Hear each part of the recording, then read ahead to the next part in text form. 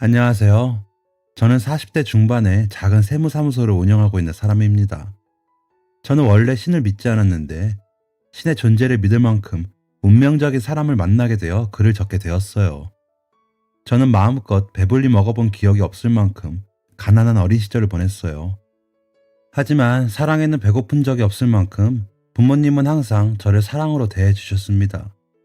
아무리 없이 살아도 바르게 사는 것이 가장 중요하다는 말씀을 늘 하시며 저를 정성으로 키워주셨기에 돈은 없어도 늘 행복했던 것 같아요.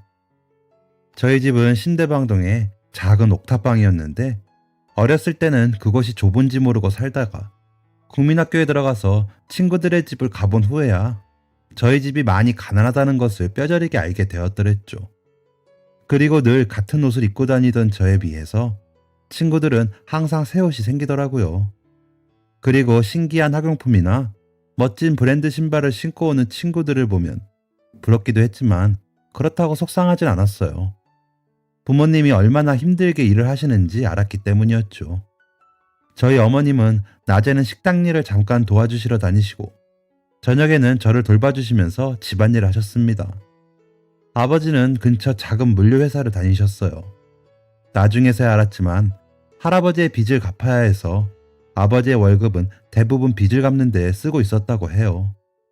할아버지가 돌아가시기 전에 노름에 빠지셔서 모든 재산을 탕진하고 그것도 모자라서 빚까지 있으셨다고 하더라고요. 그래서 아무리 두 분이 일을 하셔도 세 식구가 살아가기에는 생활비가 턱없이 부족했고 옥탑방을 벗어나기 위해서 저금까지 해야 했기 때문에 더욱 힘들었다고 하시더라고요. 하지만 두 분은 서로를 믿었고 제가 태어나게 되면서 저에게만큼은 빚을 물려주고 싶지 않아서 더욱더 이를 악물었다고 해요. 그렇게 서로 아껴가며 알뜰살뜰히 보내며 세월은 빠르게 지나갔어요. 제가 국민학교 6학년쯤 일이었어요. 저는 어렸을 때부터 수학을 좋아했는데요. 어떠한 문제에 명확한 해답이 있다는 자체가 흥미로워서 계속 집중하다 보니 뜻밖의 재능을 찾았던 것 같아요. 그리고 활동적이기보다는 가만히 앉아서 있는 걸 좋아하는 스타일이었거든요. 그래서 항상 반에서 1등을 놓치지 않았습니다.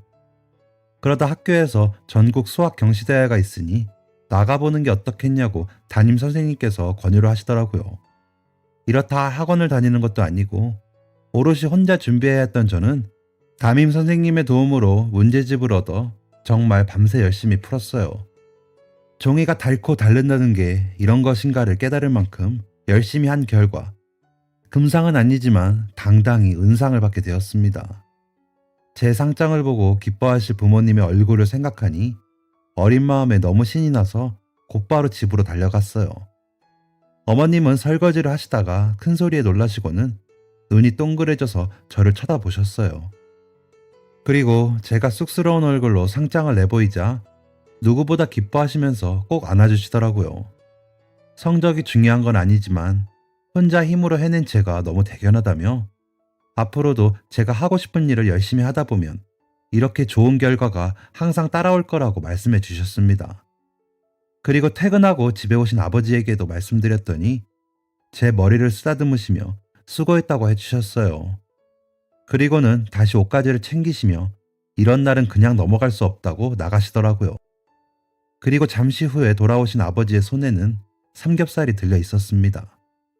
제 생일에나 먹던 고기를 보니 너무 기분이 좋았고 제가 원하던 것을 해냈을 때의 성취감은 이런 것이구나를 깨달았던 것 같아요.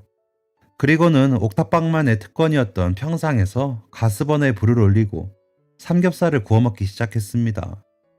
사실 지금은 삼겹살을 마음껏 먹을 수 있지만 그땐 아니었거든요. 그리고 지금은 아무리 맛있다는 유명한 집에서 배부르게 먹어도 귀하게 먹었던 그때의 맛이 느껴지진 않더군요. 그날도 마치 사람을 홀리는 것 같은 삼겹살의 냄새에 취해서 정신없이 저희는 식사를 하고 있었습니다. 오래간만에 가족 식사에 웃음이 끊기지 않았고 서로 그동안 바빠서 하지 못했던 이야기를 하고 있었어요. 바로 그때 옥탑방 계단 쪽에서 이상한 소리가 나서 보니 웬 남자가 흠칫 놀라며 뒤로 슬금슬금 걸어가다 냅다 도망을 가더라고요.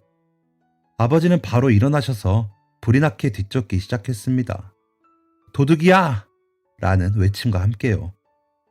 그렇게 1시간쯤 지났을 무렵 아버지는 중학생쯤 되어 보이는 형과 저랑 비슷해 보이는 여자아이와 함께 돌아왔어요. 영문도 모른 채 쳐다보는 저와 어머니에게 고기를 더 사왔으니 밥이나 마저 먹자고 하셨습니다. 어머님도 더 이상 묻지 않으시고는 조용히 삼겹살을 굽기 시작하셨어요. 저는 아직 어렸다 보니 무슨 상황인지 이해가 가지 않았지만 배가 고프기도 했고 눈앞에 삼겹살이 더욱 크게 와닿았기 때문에 밥을 다시 먹는 데 집중했어요.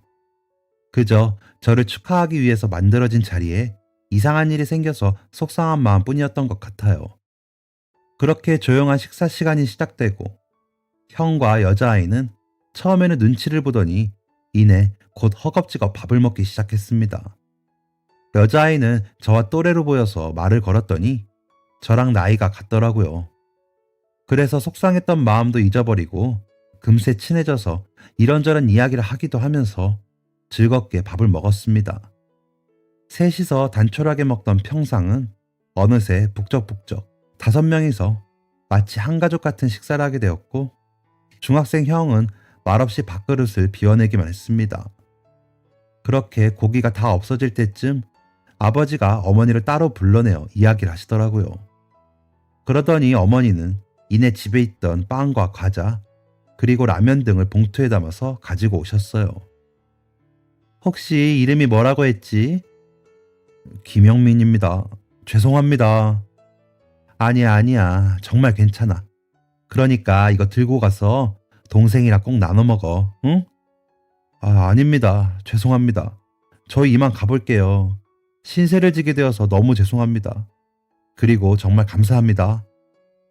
한사코 손살에 치며 도망가듯 빠져나가려던 영민이 형의 손을 꼭 붙잡고 어머니는 봉투를 쥐어주셨습니다. 그리고 형은 도망치듯 여자아이와 손을 붙잡고 떠나갔어요. 왠지 그들의 뒷모습에서도 눈물이 느껴지는 듯 하였는데 그건 저만의 착각이 아니었나 봅니다.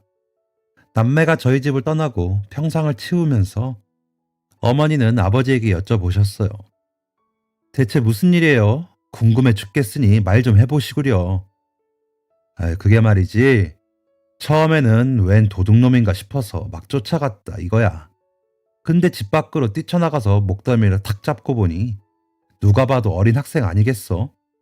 그래서 일단 진정하고 물어봤지. 왜 공부를 해야 할 놈이 남의 집에 들어와서 도둑질을 하느냐고. 그랬더니 그 녀석이 막 울기 시작하는 거야. 죄송하다면서. 그래서요? 일단 진정하고 이야기를 해보라고 했는데 글쎄 부모님은 다 돌아가시고 아까 데리고 온 어린 동생이랑 둘뿐이라고 하더라고. 그런데 며칠 동안 밥을 제대로 못 먹어서 배가 너무 고팠대.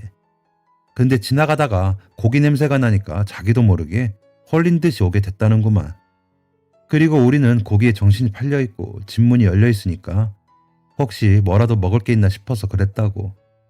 그러면 정말 안 되는 건데 너무 죄송하다고 연신 사과를 하더라고. 거참. 그래도 그러면 안 되는 건데 사정이 참 딱하네. 부모님은 어쩌다 그렇게 됐대요? 부모가 나이가 좀 어렸나 봐. 어렸을 때 사고 쳐서 영민이를 임신해버려서 양가 반대를 무릅쓰고 결혼을 했다는구만. 그러니까 인정해줄 턱이 있나.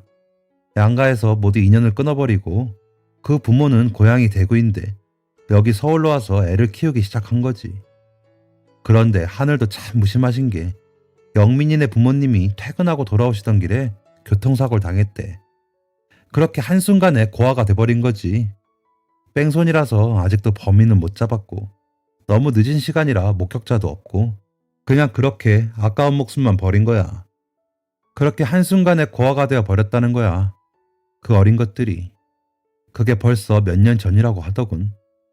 그리고 이미 양가랑은 인연 끊고 산 지 오래라서 도와주는 사람도 아무도 없고 연락이 닿지도 않고 그냥 영민이가 그 어린 동생 데리고 나와서 여기저기 다니면서 지금은 보육원에서 지낸다고 하더라고. 근데 왜 보육원에서 애들을 굶겨요? 거기 보육원에 지원이 마땅치 않나 봐. 그래서 안 그래도 밥이 양도 적게 나오는 데다가 원래 있던 애들은 자기 밥그릇이 더 뺏긴다고 생각해서 텃세가 심하다고 하더라고. 그래서 선생들이 안 볼 때 밥에 침을 뱉거나 엎어버리면서 괴롭히기 일쑤라더군.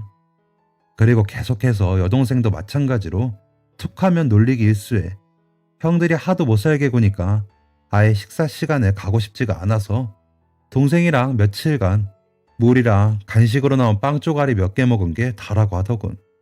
오늘도 너무 괴롭힘이 심해서 동생이랑 도망쳐 나왔다가 이렇게 된 거지.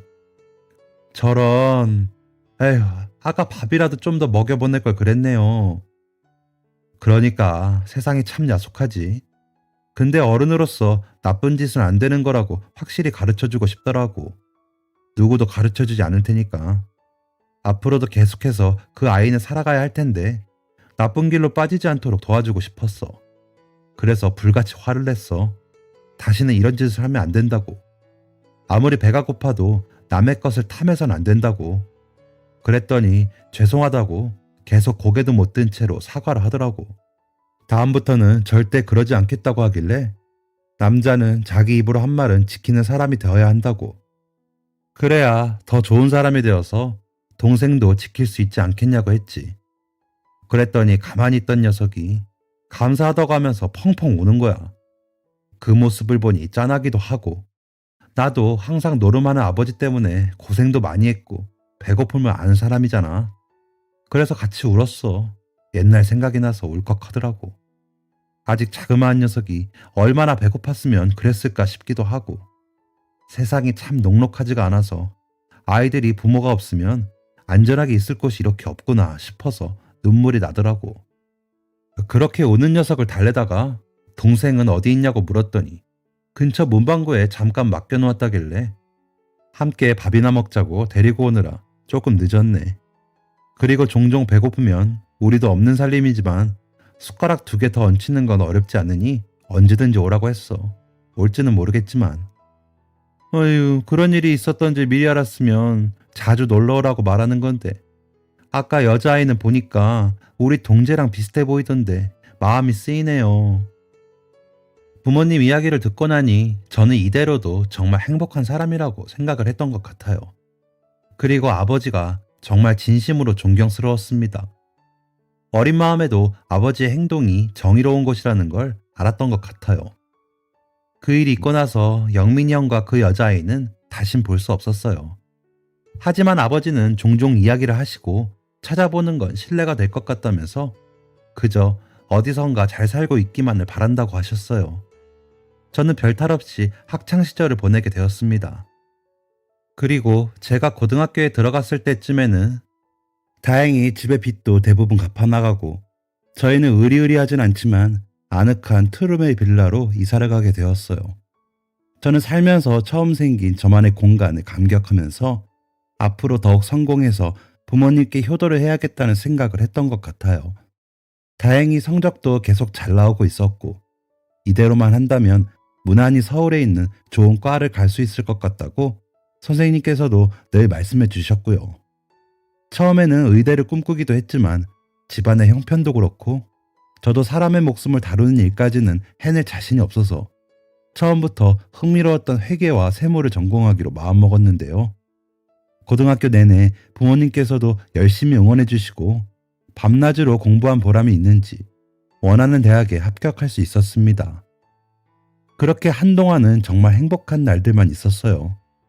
아버지는 다니던 물류회사를 그만두시고 나오셔서 따로 유통업을 시작하셨어요.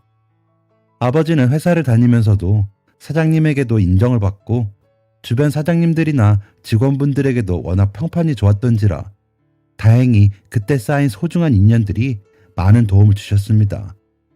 여기저기 거래처도 알려주시고 주변에 소개도 많이 해주셔서 엄청난 대박은 아니지만 저희 집은 더 이상 먹고 살 걱정은 하지 않아도 되었죠. 저도 집안이 안정되고 나니 조금 더 마음 편하게 공부에 집중할 수 있었어요. 아버지가 뒷바라지 해줄 테니 원하는 공부를 해보라고 하시더라고요. 그래서 세무사 시험을 준비하였습니다. 2년 정도 정말 죽은 듯이 집과 독서실만 오가면서 준비를 하였습니다.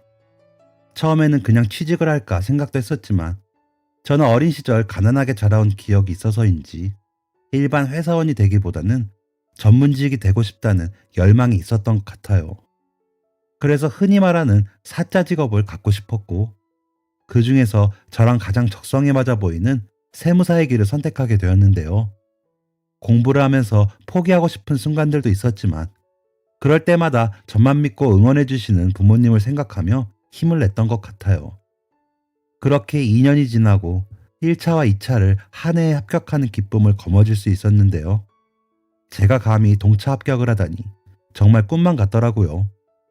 부모님께서도 너무 기뻐하시고 아버지는 회사에서도 기분 좋게 회식까지 하시면서 제 자랑을 동네방네 하시더군요. 그때부터는 정말 무리 없이 인생이 탄탄대로였던 것 같아요. 세무사가 귀했던 시절이었기 때문에 어딜 가나 대접을 받기도 했고, 처음에는 조금 큰 세무사무소에서 일을 배우다가 40대에 들어서면서 저도 저만의 사무실을 차리게 되었습니다. 그 사이에는 여러 일이 있었지만 좋은 일이라면 사랑하는 사람을 만나서 결혼도 했고 떡두꺼비 같은 아들 둘을 낳아 저도 어엿한 가장이 되었습니다. 그리고 가장 슬픈 일이라면 항상 저에게 버팀목이 되어주시고 세상에서 가장 존경하던 아버지는 갑작스레 찾아온 암으로 세상을 떠나셨어요. 당시에는 너무 힘들었지만 아버님은 떠나시는 순간 직전까지도 홀로 남겨질 어머니 걱정을 하시고 저에게 좋은 말만 해주시며 남겨질 사람들에 대한 걱정을 하시더라고요. 그리고는 담담히 받아들이셨습니다. 아버지의 빈자리가 처음에는 너무 크게 느껴졌지만 세월이 지날수록 조금씩 적응을 해가더군요. 그렇게 정신없이 바쁜 생활 속에서 아버지를 잊고 살던 때 다시 강렬하게 기억을 떠올리게 만드는 일이 생겼습니다. 무더운 여름날이었어요. 저는 세무사무소를 하다 보니 제 고객님들은 대부분 사업을 하시는 사장님들이시거든요. 그날도 새로운 고객님의 상담 요청이 있어 기다리고 있는데 인상이 좋아 보이시는 남성분께서 들어오셨습니다. 그리고는 명함을 주시는데 이름이 너무 익숙했습니다.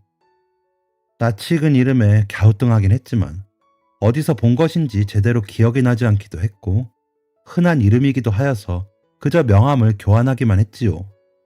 그리고 서글서글한 인상의 김 사장님은 저와 상담을 하시고 함께 일하기로 계약을 하시더니 날도 덥고 퇴근할 때가 다 되었으니 맥주나 한잔 하지 않겠냐고 물으시더군요. 저도 새로운 고객님이기도 했고 때마침 약속이 없어 근처 호프집으로 향했습니다. 그리고 낯이 익은 이름의 정체가 궁금하기도 했고요. 호프집에 도착해서는 시원한 맥주도 마시고 분위기가 무르익어 소주도 몇 잔 마시다 보니 서로의 속 깊은 이야기도 절로 하게 되더라고요. 김 사장님, 근데 어떻게 직접 나오셔서 놀랐습니다. 보통 사장님들보다는 담당 실무자가 와서 이야기를 나누고 가시거든요. 제가 좀 어렵게 성공한 사람이라 아직도 중요한 일은 직접 눈으로 보고 하지 않으면 성에 안 차서요. 집사람도 매번 이런 것 좀 고치라고 하는데 아직도 잘 안 되네요. 직원들을 못 믿는다기보단 그냥 제가 아직까지는 일하는 습성이 몸에 배었나 봅니다. 정말요? 전혀 그렇게 안 보이세요. 어렵게 잘하셨을 거라고는 상상도 못 하겠네요. 그쵸. 지금 저를 만나는 사람들은 다 그렇게 말씀하시더라고요. 저 진짜 힘들게 성공했습니다. 부모님도 일찍 사고로 돌아가시고 여동생이랑 딱 둘이 남겨졌었거든요. 친척도 아무도 없고 보육원만 전전하면서 겨우 살았어요. 와, 정말 고생이 많으셨겠습니다. 저도 어릴 때 정말 고생 많이 했습니다. 지금에야 번듯해 보이지만 옥탑방에 살면서 삼겹살 먹는 게 소원이었던 적도 있었거든요. 아유, 정말요. 참, 그래서 아직 세상이 살만한가 봅니다. 이렇게 열심히 살면 성공할 수 있다는 걸 우리가 보여준 거 아니겠어요? 삼겹살 이야기를 하셔서 말인데 제 인생을 바꿔주신 평생의 은인이 계시거든요. 자칫하면 양아치처럼 살 뻔한 저를 정신 차리게 만들어 주셨어요. 그래서 저는 주저앉고 싶어지고 나쁜 생각을 할 때마다 은인을 떠올리면서 열심히 살다 보니 여기까지 온 것 같습니다. 어떤 분이시길래 삼겹살 하니까 생각나는 분이신가 봐요. 네, 참 부끄러운 이야기입니다만 제가 보육원에서 지내던 시절에 괴롭힘을 당했어요. 거기 선생님들도 속속들이 관심을 가지는 편이 아니라 사각지대가 많았거든요. 돈이 풍족한 것도 아니니 밥도 부실하고 양도 적고 용돈도 거의 없는 편인데 새로운 저희가 반가울 리 없었겠지요. 저희가 들어오면서 자신들의 몫이 더 작아질 거라고 생각했는지, 아니면 그곳에 있던 아이들도 마음에 상처가 많아 저희를 경계한 것인지 모르겠지만 저희만 보면 괴롭히더군요. 밥도 먹지 못하게 하려고 침을 뱉기 일쑤였고, 더 어린 제 여동생은 아예 나오지 못하게 방에 가두기도 했고요. 안 보이는 곳에서 두드려 맞기도 하고 정말 지옥 같았어요. 그래서 며칠씩 밥을 못 먹는 것이 일상이 될 무렵 너무 지쳐서 여동생 손을 잡고 도망쳐 나왔죠. 막상 갈 곳도 없는데 오히려 바깥이 마음이 편하더라고요. 그렇게 정처 없이 동네를 떠돌아다니고 있는데 동생이 배가 고프다고 하더라고요. 그때 저한테 있었던 건 딱 300원이었어요. 그래서 고민하다가 슈퍼에 들어갔는데 작은 빵 하나가 그 정도 가격이더라고요. 그때 참 슬펐습니다. 동생에게 줄 수 있는 게 이런 빵 하나밖에 없는 제 자신 미우면서 부모님에 대한 원망도 들더군요. 그때 갑자기 해서는 안 되는 생각이 떠올랐어요. 슈퍼까지 오는 길에 보이던 건물 옥상에서 한 가족이 단란하게 식사를 하고 있지 않겠습니까? 삼겹살 냄새가 그렇게 좋을 수 없더이다. 그래서 동생한테 잠시 슈퍼에서 산 빵을 문방구 앞에서 먹고 있으라고, 어디 가지 말고 여기 꼭 있으라고 말한 뒤 그 집을 찾아갔어요. 처음에는 단순히 호기심에, 아니 고기라도 한 점 먹고 싶어서, 잘 모르겠지만 살금살금 계단을 올라가니 행복해 보이는 가족이 고기를 먹고 있더라고요. 도둑질을 하러 올라간 건 아니었는데 막상 집 문이 열려 있는 걸 보니 마음이 동하더라고. 혹시 안에 음식이 있지 않을까 하는 생각에 몰래 그 집으로 들어갔어요. 근데 막상 들어가니까 아무것도 못하겠더라고요. 그래서 후다닥 빠져나왔는데 집주인한테 딱 걸린 거지. 도둑이야 하는 소리를 들으니 정신이 번쩍 들면서도 도망쳐야겠다 싶었어요. 그래서 냅다 뛰었는데 중학생이었던 내가 아저씨를 이길 수가 있나. 얼마 안가 바로 잡혀서 경찰서에 가는 건 아닌가 싶어서 벌벌 떨고 있었죠. 여기까지 이야기를 들었을 때 저는 이미 알 수 있었어요. 그리고 믿기지 않았습니다. 하지만 명함에서 선명하게 본 김영민이라는 이름과 제 기억 속에 어렴풋이 남아있던 김영민이라는 이름의 존재가 같은 사람이라는 게 명확해지더라고요. 저는 그 이야기의 결말을 알고 있었지만 묵묵히 이야기를 들었습니다. 근데 그 아저씨가 나를 잡고서는 경찰서를 가는 게 아니라 왜 이랬는지 물어보는 거예요. 그래서 나도 모르게 내 이야기를 하게 되었어요. 어른이 나한테 이유를 물어본 건 처음이었거든요. 그래서 부모님이 일찍 돌아가셔서 어린 동생이랑 보육원에서 지내는 것부터 괴롭힘으로 배가 고파서 충동적으로 고기 냄새를 맡고 올라가게 되었다는 것까지 정말 모든 걸 쏟아내듯이 얘기한 것 같아요. 내 이야기를 잠자코 들으시더니 갑자기 화를 내시더라고. 그렇다고 이렇게 나쁜 짓을 해도 되겠냐고. 아무리 힘들어도 남의 물건은 탐하는 게 아니라며 다시는 그러지 말라고 호통을 치시더니 갑자기 나를 안아주셨어요. 힘들겠지만 이겨내야 한다고. 그리고 이겨내기 위해서는 배가 든든해야 한다면서 같이 밥을 먹자시더라고요. 그래서 문방구에 있는 여동생을 데리고 다시 그 집으로 들어가서 삼겹살을 먹었어요. 처음에는 너무 염치가 없어서 거기 앉아있는 자체가 부끄럽더이다. 근데 막상 배가 너무 고프니까 버티질 못하겠더라고. 그래서 아무 말 없이 정말 맛있게 먹었던 것 같아요. 지금도 내 인생에 가장 맛있는 삼겹살을 꼽으라면 그때가 아닌가 싶어요. 정말 좋은 분이셨네요. 그럼요. 그때 그분을 만나지 않았으면 저는 그저 그런 비행 청소년이 되지 않았을까 싶어요. 그렇게 밥을 먹고 나오는 길에 어머님이 이것저것 음식도 싸주시고 다음에도 오라고 하셨지만 갈 수가 없었어요. 부끄럽기도 하고 내가 민폐인 것 같아서. 그리고 무엇보다 제대로 살고 있는 모습을 보여드리고 싶었어요. 가끔 멀리서 그 집을 바라보고 오길 수차례만 했지요. 그분한테는 그저 지나가는 아이일 수도 있지만 저한테는 처음으로 진짜 인생의 조언을 해주신 분이었거든요. 부모님이 돌아가시고 나서 제가 만났던 어른들은 하나같이 저를 불쌍하게만 보거나 무시하거나였어요. 근데 그 아저씨는 처음으로 저에게 화를 내시고 위로를 해주신 분이라 꼭 그 말씀처럼 바르게 커서 내 동생도 책임지고 보란듯이 잘 사는 사람이 되어야겠다 싶었거든요. 그래서 정말 열심히 살았어요. 보육원에서도 괴롭힌다고 해서 주눅들지 않고 맞섰더니 점점 괴롭힘도 줄어가더라고요. 그리고 고등학생이 되자마자 아르바이트를 시작했어요. 공부는 해보니 나한텐 안 맞는 것 같고, 당장 동생이랑 독립해서 살고 동생 뒷바라지를 하려면 돈이 필요하겠더라고요. 그리고 성인이 되면 보육원에서 나가야 하는데 동생을 두고 나갈 순 없기에 돈을 모으는 게 먼저라고 생각했죠. 그래서 누구보다 열심히 학교를 마치면 근처 식당에서 배달일을 돕고 새벽에는 세차를 했어요. 그리고 졸업과 동시에 단칸방을 월세로 얻어서 동생과 독립했습니다. 좁아도 둘이서 살아갈 수 있다는 게 그때는 행복이더라고요.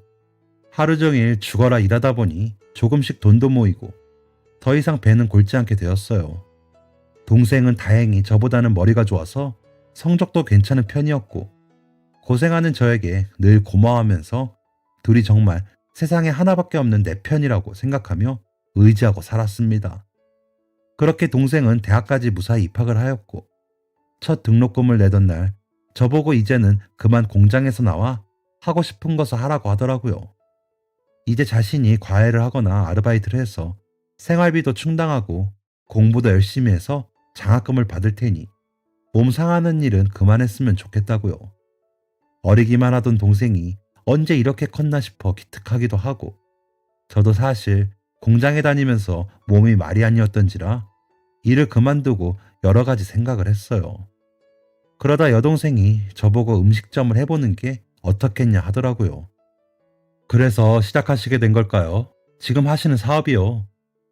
네, 아무래도 어머니가 없다 보니 항상 집에서 요리는 제 담당이었거든요. 동생은 공부하느라 바쁘기도 하고 요리에 워낙 소질이 없어서 제가 항상 도맡아 했어요. 처음에는 식당을 할까 생각했는데 사실 그 정도로 요리를 잘하진 않거든요. 그러다 문득 저희처럼 부모님이 안 계시거나 요리를 못하는 사람들, 혹은 혼자 사는 사람들도 간편하게 먹을 수 있도록 요리별로 재료를 모아서 팔면 어떨까 하는 생각을 했어요. 그게 제가 지금 하는 밀키트 사업의 첫 시작이었습니다. 어렵게 생각하니까 안 풀리던 것들이 쉽게 접근하기 시작하니까 술술 풀리더군요. 아무래도 경험에서 우러나오니까 처음에 혼자서 요리를 시작할 때를 떠올리면서 쉬운 레시피들로만 구성했어요. 처음에는 아무도 믿어주지 않았는데 조금씩 입소문을 타고 어느새 이렇게 어엿한 기업을 거느리게 되었네요. 성공하고 나니까 바로 그 아저씨가 생각나더라고요. 아직 잘 계시는지 가서 삼겹살 한번 꼭 사드려야겠다 생각했는데 제가 한 발 늦었지 뭐예요. 정말 치열하게 살다가 정신을 차리니 벌써 세월이 이렇게 지나 있었습니다. 수소문하며 알아보았지만 너무 좋은 분이셔서 그런지 하늘이 일찍 데려가셨더라고요. 그래서 그분 산소에 소주 한 병과 고기를 사가서 두고 왔지 뭡니까. 그리고 지금도 종종 위로가 받고 싶을 때거나 어버이날에는 꼭 찾아뵙곤 합니다. 제가 제 이야기를 너무 길게 했나 보네요. 갑자기 옛날 생각이 나서 그만. 괜찮습니다, 사장님. 이렇게 만나 뵙게 될 줄은 몰랐네요. 정말 인연은 인연인가 봅니다. 그게 무슨... 사장님이 그날 옥상에서 삼겹살을 먹던 그 평상에 작은 남자아이가 있었지요. 그게 바로 접니다. 네? 사장님이 처음 명함을 주셨을 때부터 낯이 익은 이름이라고 생각했어요. 아버님께서 종종 이야기를 하셨거든요. 영민이는 뭐하고 사려나, 영민이는 잘 살고 있으려나 하시고요. 근데 저도 너무 어릴 때 일인지라 이름을 보자마자 바로 연결이 되지 않더라고요. 근데 사장님이 하시는 이야기를 들으니 확실히 알 수 있었습니다. 그때 아무 말 없이 삼겹살을 우겨넣던 중학생 형이 바로 사장님이시라는 사실을요. 진짜예요? 진짜 그분 아드님이신 겁니까? 네, 맞습니다. 저희 아버지께서는 몇 년 전에 병으로 돌아가셨지요. 한상훈, 저희 아버지 조남이십니다. 안 그래도 제가 가끔 산소에 가면 누군가가 꽃을 두고 간 흔적이 있어서 도대체 누구일까 싶었는데 사장님이셨군요. 제 말에 사장님은 너무 놀라 할 말을 잃어버리신 표정으로 저를 쳐다보셨습니다. 그리고는 이내 제 손을 잡더니 눈물을 흘리시더라고요. 너무 고맙다고. 덕분에 이렇게 살아갈 수 있었다며 마치 제 아버지에게 못다한 이야기를 저한테라도 하시려는 듯 계속해서 감사 인사만 연신하셨습니다. 저는 당황스럽기도 했지만 사장님의 눈물에서 그동안 말하지 못한 긴 세월의 고생과 아픔이 담겨져 있음이 느껴져서 가만히 듣기만 하였습니다. 마치 헤어져 있던 가족을 만난 듯 형제애가 느껴지더라고요. 저도 어린 날의 기억이긴 하지만 워낙 강렬했던 사건이기에 잊어버리지 않았었는데 김 사장님에게는 얼마나 큰 추억이셨을까요? 사장님은 조금 시간이 지나자 진정하시고는 저에게 일찍 알아보지 못해서 미안하다고 하시더군요. 그리고 어머님은 잘 계신지 여쭤보시며 밤새 이야기를 나누었던 것 같습니다. 여동생분은 현재 학교 선생님을 하시면서 아이들을 가르친다고 하시더라고요. 그리고 두 분은 어렸을 때부터 힘들었던 과거를 잊지 않고 저희 아버님처럼 어려운 아이들에게 희망이 되기 위해서 작은 기부 단체도 운영한다고 하셨어요. 매달 봉사를 다니기도 하고 보육원에 후원금도 보내고 꿈을 이루고 싶지만 돈이 없어서 고민하는 아이들을 위해서 장학금도 지원을 해주신다고요. 그리고 이렇게 살 수 있게 만든 것이 전부 저희 아버지 덕분이라며 이렇게 다시 만난 건 하늘이 정해진 운명이라고 연거푸 말하셨습니다. 그날 그렇게 밤새 서로의 인생을 이야기하고 저희는 둘도 없는 형제가 되었어요. 안 그래도 형제가 없던 저에게는 마치 30년 만에 만난 친형 같았고 사장님은 저를 친형제보다도 더 아껴주시면서 돈독한 사이가 되었습니다. 몰래 저희 아버지 산소에 놓아두시고 가던 꽃을 지금은 함께 가서 아버지에게 인사를 드리고 있네요. 그리고 어머니에게도 이 이야기를 들려주었더니 놀라움을 금치 못하시며 집으로 한번 꼭 데려와서 밥이라도 먹자고 하시더라고요. 김 사장님은 이 말을 들으시곤 바로 삼겹살을 사들고 저희 집으로 오셨어요. 여동생분과 함께 오셔서 어머니께 인사를 드리며 또 한번 펑펑 우셨습니다. 그날 저희 집에서는 다시 한번 삼겹살 냄새가 진동을 했습니다. 비록 그때의 옥탑방 평상이 아닌 좋은 아파트에서 제대로 먹는 한상이었고 아버지 없이 네 사람만 함께 했지만 마음만큼은 그때로 돌아간 듯 하더라고요. 30년 만에 함께 먹는 삼겹살은 그때보다 맛있었던 것 같아요.